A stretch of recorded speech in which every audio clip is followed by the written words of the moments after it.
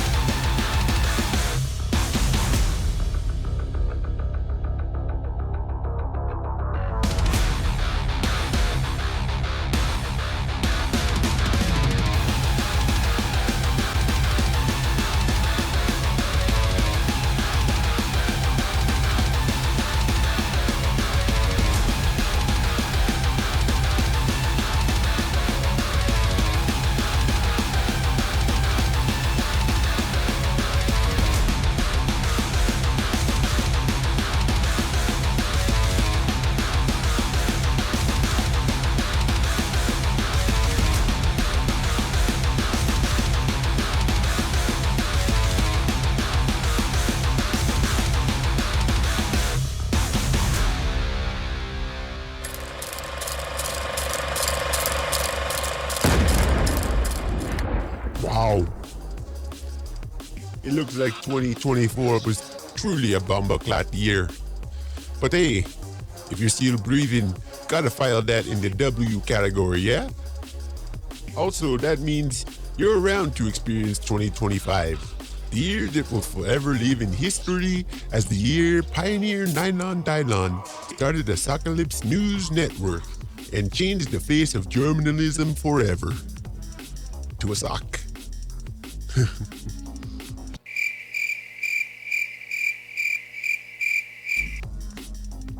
Since the news has been saturated with headlines on all the big stories, the election, global unrest, conflict, aliens, etc., we figured we'd kick off our coverage with some news stories from 2024 that were more out of the ordinary.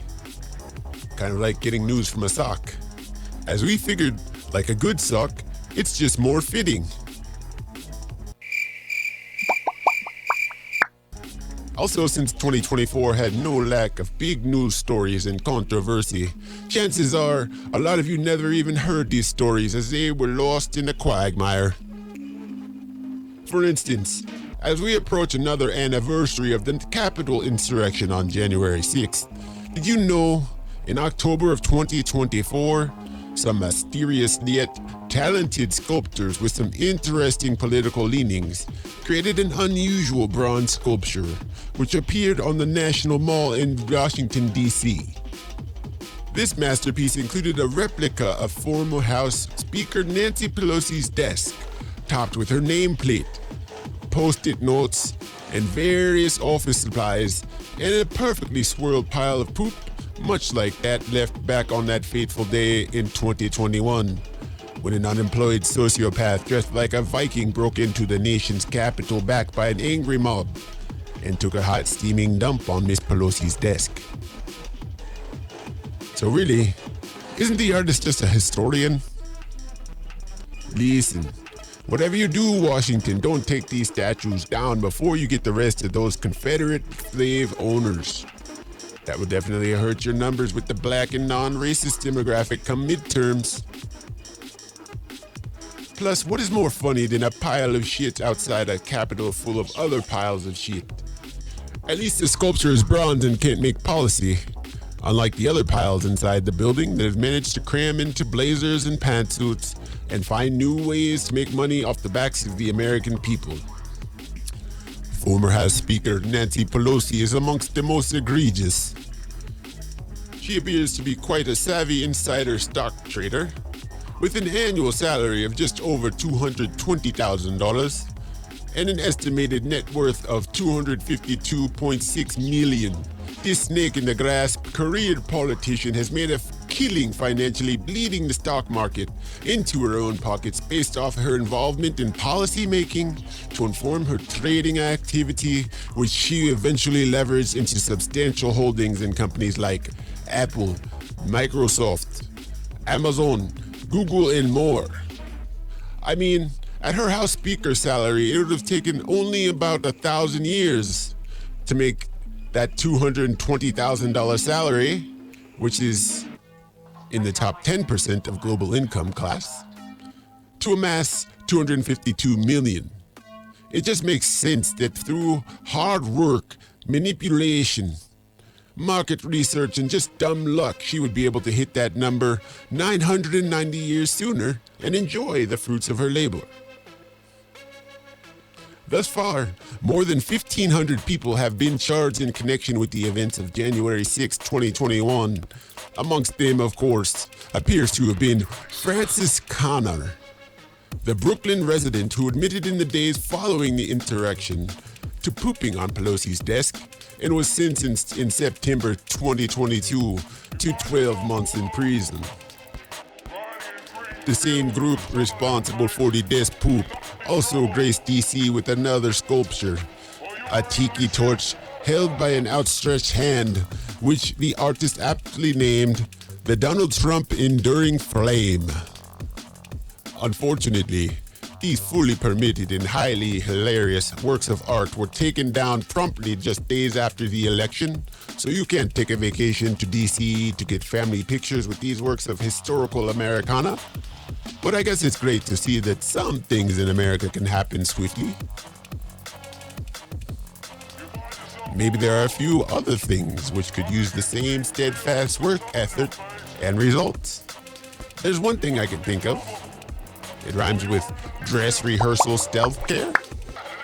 In other strange news, two men wandering the wilderness of Washington state looking for none other than Bigfoot himself, the Sasquatch, were found dead in the forest after a 3-day search.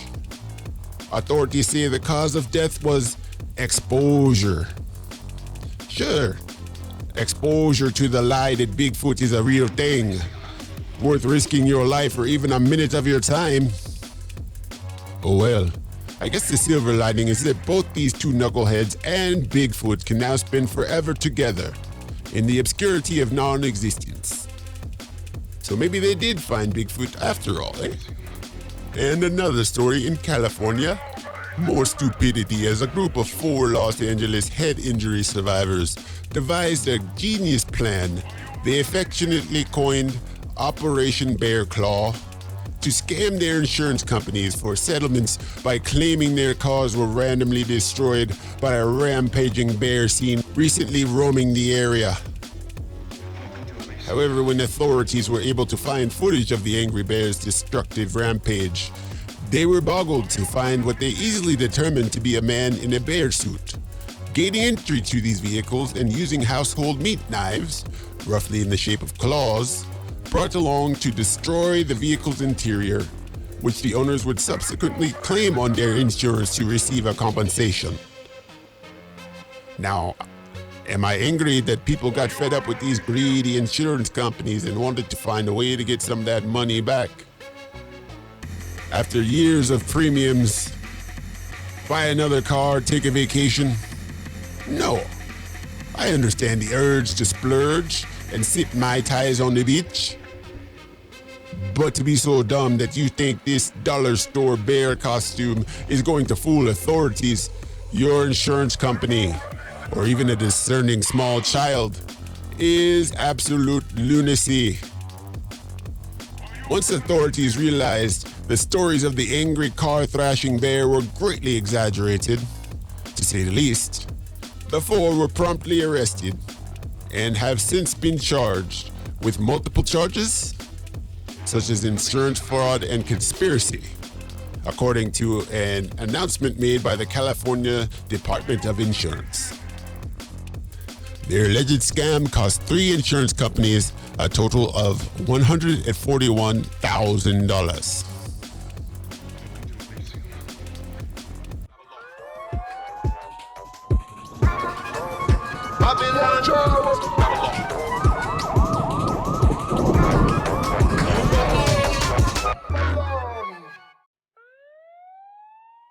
Who's closer to the streets than your feet, brother?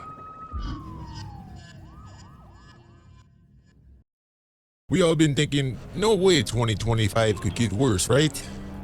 Well, it's off to a rough start.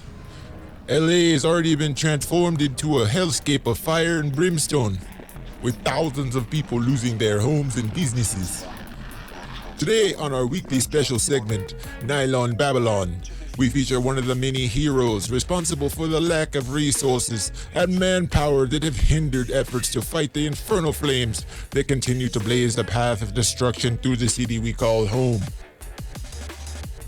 Today, we're talking about Karen Bass, the mayor of the Los Angeles city, and how she mashed up her chances with the people.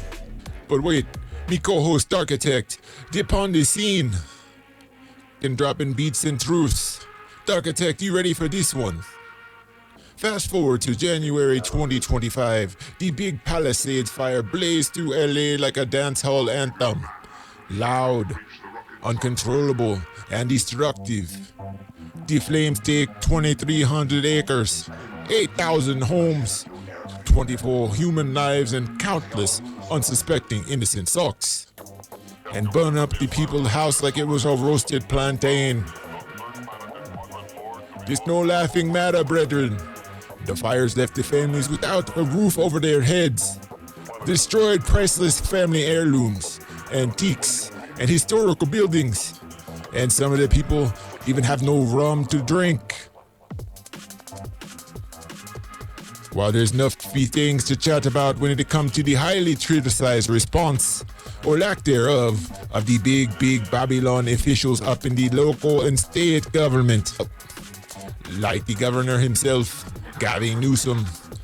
Today we zoom in upon one very special local leader, a true pioneer, me say, in the fine arts of deceit, mismanagement, and good old-fashioned blowhard American ineptitude.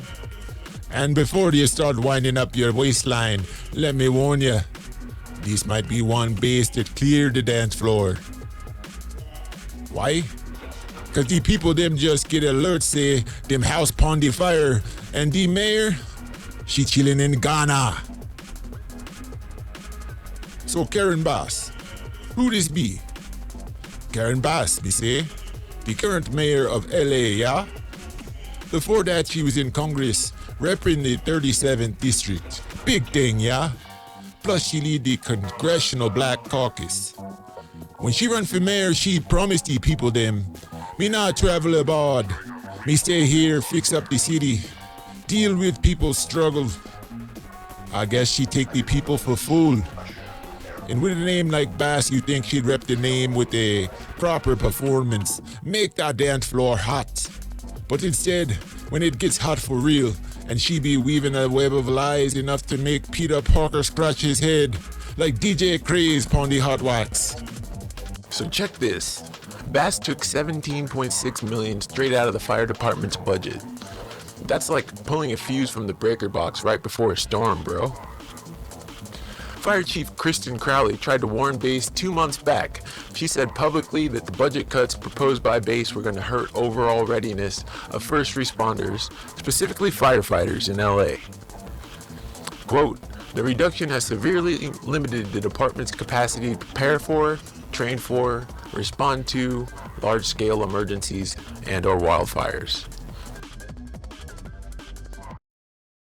Me say January 2025, the Palisades fire burned through over 23,000 acres, left 24 people gone too soon, and flattened the homes like them made from card paper. Serious thing. But here it is. When the fire raged, Karen Bass, she not there. The mayor was sitting pretty in Ghana, attending the inauguration of a president over there. That's right, my guy. She promised, I won't leave LA while I'm in office. Then boom, she's across the Atlantic while homes in LA are going up in flames. That's like promising to DJ the set, then leaving halfway through the track. Nah, man, that's disrespectful. When the hydrants run dry and the firefighters had no backup, me say the people them felt fume harder than the fire itself. Rick Caruso, the billionaire whose daughter house burned flat, call her out big time. Him say, Mayor Bass, useless. You know, Rick, on Tuesday night, you made news, of course, when you joined us. This was night number 1 of the fire, and you didn't mince words. You were very blunt about the issue of lack of water in the fire hydrants. Since then, there have been many different takes on that. We've heard that this was an issue. This is not all up to the fire hydrants. They ran out of water in the firefight, and this should have been attacked from the air. We didn't have the capability to do that. The vice president in the briefing we just heard now just said that the fire hydrants are meant for individual house fires, not for wildfires spreading like this. What's your response to all that you've heard?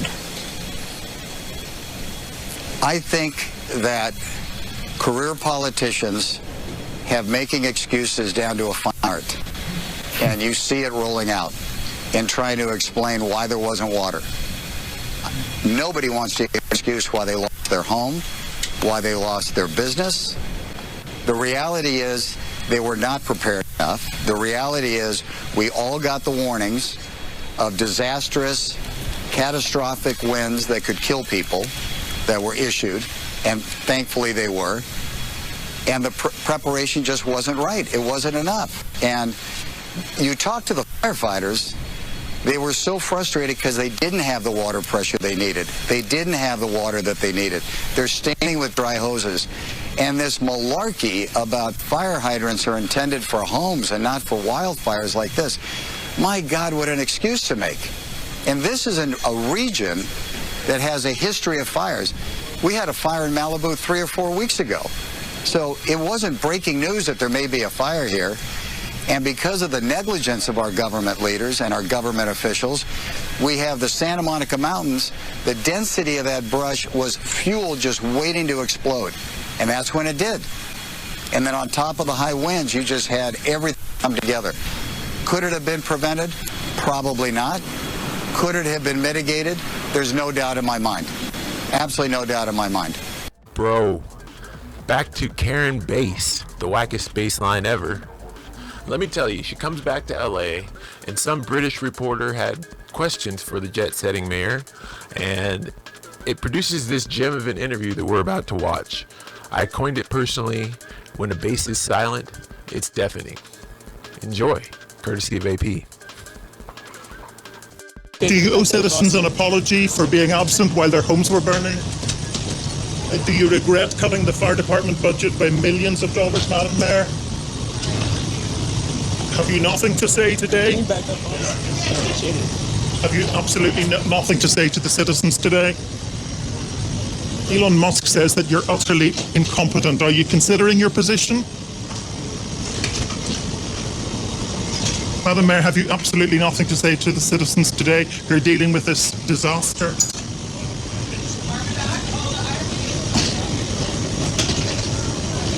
No apology for them? Do you think you should have been visiting Ghana while this was unfolding back home?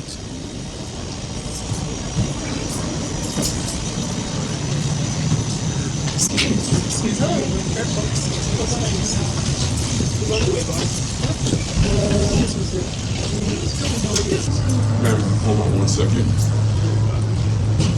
Madam Mayor, just a few words for the citizens today as you return to deal with the catastrophe.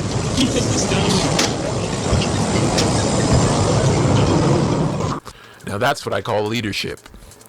Just like those CDs that came out back in the day, now that's what I call music, is music. Not even a sorry, my bad, no apology.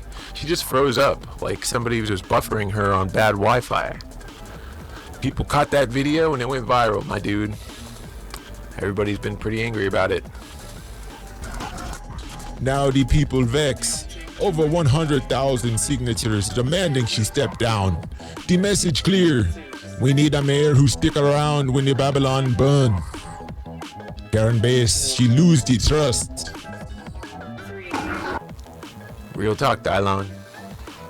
My parents taught me about opportunity, responsibility, just the basic things that a lot of parents try to instill in their kids for a good life. And Karen Bass, she forgot one of the most important fundamentals. Handle your business. You know, you can't be out in Ghana while your house is on fire. It's a big no. Bass, me sister, the people not trust empty promises no more. If you can't keep your word, Babylon will burn out the lies. Architect, one last word. Yo, leadership is about showing up, putting in the work, and having your people's back. If you can't do that, you don't deserve the job. Simple as that. Time to hang up the baselines and hit the bread lines and help these people out that are displaced right now, because you definitely didn't help them out while their homes were burning. Maybe you can show you're worth something by actually working in the affected communities to help rebuild, offer goods, services, shelter, food, clothing for the people in need in the meantime. Oops. Sorry, I'm just talking out my bass. All we really expect is more of the same inaction and broken promises that led us to this point in the first place. We know that we have to watch our own basses now and form families and communities and ways that we can take care of ourselves when the government's not necessarily going to look out for the best interest.